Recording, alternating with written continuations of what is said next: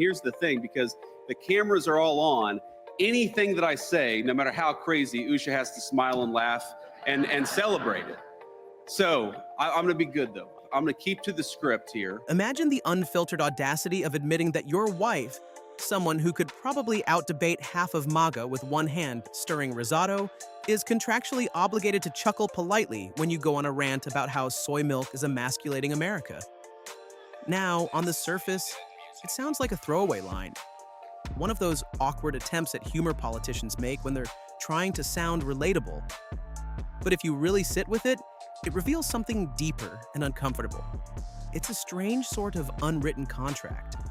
No matter what he says, whether he's calling childless women unfit to lead, dismissing working moms, or painting social movements as threats to America-Usha, is expected to nod, grin, and project warmth.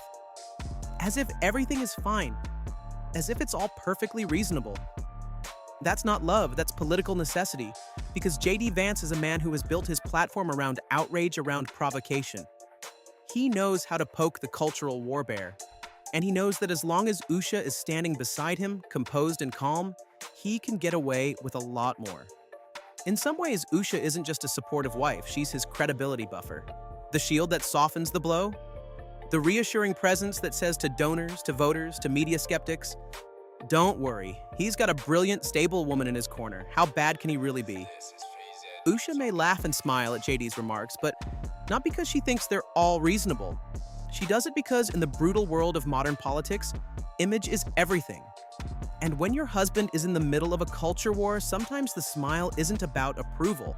It's about survival. Usha Chilikuri, 38, was born in California and grew up in San Diego. She graduated in history from Yale University and also holds a Master of Philosophy degree from Cambridge University. Usha and JD Vance first met at Yale Law School and were married in Kentucky in 2014. The couple have 3 children, 2 sons, Ewan and Vivek, and a daughter, Mirabelle. She's carved out a successful career as a lawyer and has worked with Supreme Court Justices John Roberts and Brett Kavanaugh. The child of Indian immigrants, raised with expectation, drive, and a respect for discipline so deep it could have been its own religion. She didn't just graduate from Yale, she excelled. Top of her class, double Ivy. A legal intellect sharper than most Supreme Court clerks, which coincidentally she also became. While most people were still trying to decode the difference between billable hours and bar review, Usha was drafting constitutional arguments that could rewrite legal precedent. The kind of woman who probably has a color-coded calendar, a standing desk, and 3 unread law journals booked for light weekend reading. 95% of you are still not subscribed. Don't forget to leave a like and subscribe to the channel. She met JD in Yale Law School, but JD wasn't VP back then. He was a Marine Corps veteran with a complicated past, a chip on his shoulder, and a slowly forming theory that the world was broken. And he might be the one to fix it. He was smart. They were different in every way that matters. Usha was structured, composed, and intellectual. JD was loud, brash, a chaos energy disguised as a law student. She read philosophy for insight, while he read it for argument. She fell in love with Vance, not because of power or politics, but she saw someone who was different than everyone else, and she saw potential. She's the kind of woman who can hold a crumbling person together in one hand. But there's a danger in being that strong, in being the one who can handle everything. Because eventually, people start expecting you to, even when it breaks you. More interestingly, however, was Usha's decision to quit her prestigious job at Munger, Tolles & Olson when her husband got selected for Trump's cabinet. Giving up your career while your husband gets to advance his to incredible new heights is no small sacrifice. The thing that JD asked, and the thing that I certainly agreed to do, is to keep him company, to have company, someone to talk to in between, and someone to talk to you about things that are either entirely unrelated to the events, or just maybe to get my perception on how a particular rally went. Mr. Vance also says Usha wields considerable influence over his political career. When JD took office, Usha quietly stepped back from hers. She didn't make a statement. There was no press release, no announcement, just a subtle line in a political sidebar. Usha Vance has taken a leave of absence from her legal position. But make no mistake, it wasn't temporary. She walked away from a career she built on her own, from a legal trajectory that would have taken her to the highest courts in the country, from the identity she forged before JD became a name. She gave it up because now her full-time job was him, Vice President of the United States, 5 staffers on standby to clean up the next cultural grenade he throws during a fundraiser. Usha's not just the wife anymore. She's the handler, the translator, the crisis management team of one. Usha's job is now to cancel her calendar, close her case files, and start Googling how to politely deflect questions about your husband's feud with drag brunches. And the wildest part? People call it supportive. They call it noble. Because in politics, when a woman gives up everything for a man's power, it's called grace. Now she sits in the front row of every event, smiling, nodding, posing.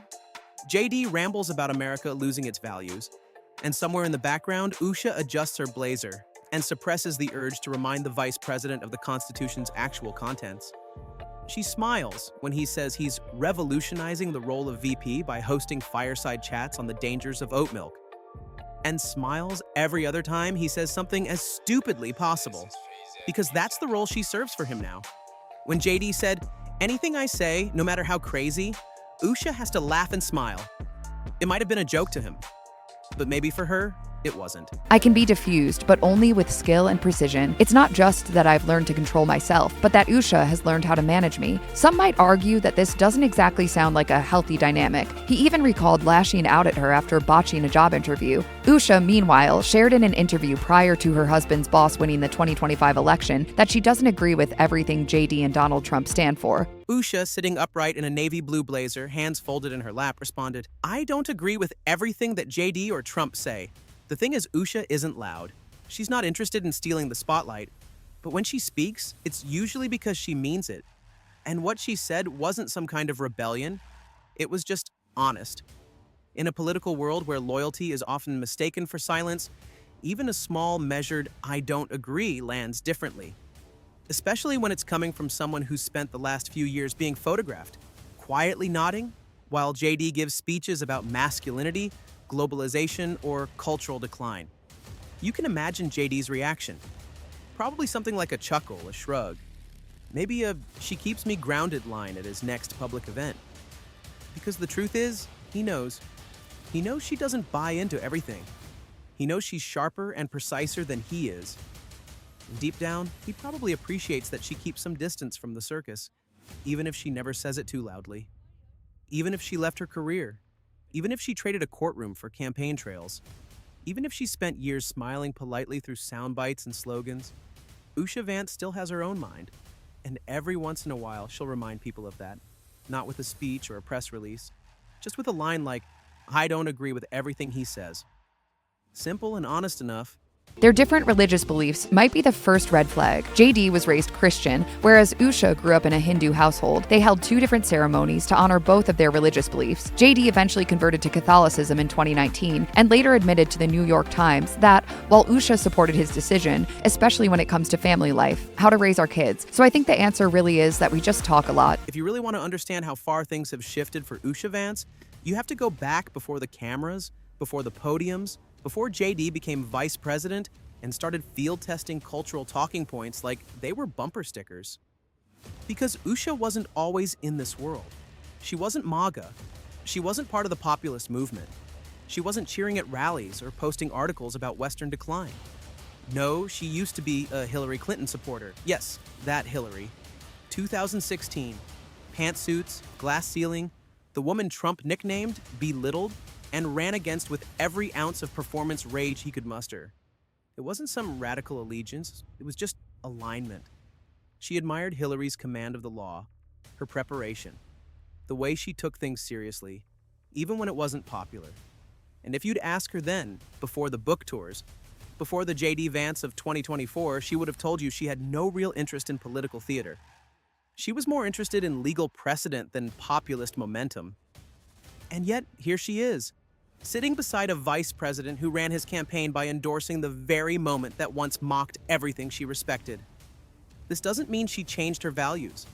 It just means she navigated herself to a different side. She never erased her views. She just stopped broadcasting them. But now, with that small sentence, "I don't agree with everything they say," maybe she's giving herself permission to bring pieces of the old self back. So no, Usha Vance didn't start in MAGA. She believed in something else, and she still does.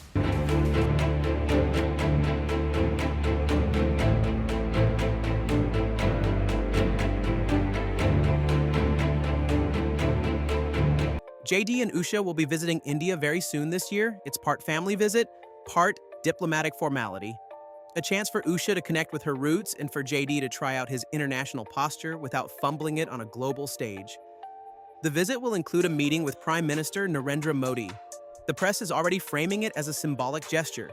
America's vice president, married to a first-generation Indian American, standing beside one of the world's most high-profile leaders.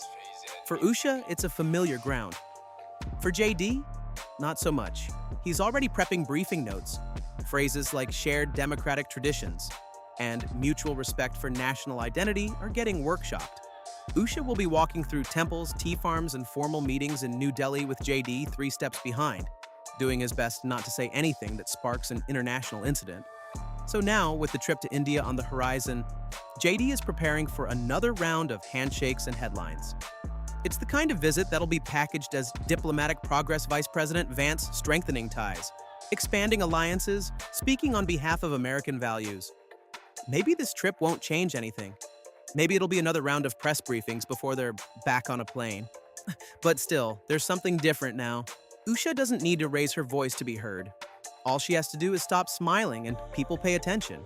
If you made it this far, don't forget to watch our other video where Usha explains exactly what Vance is going through.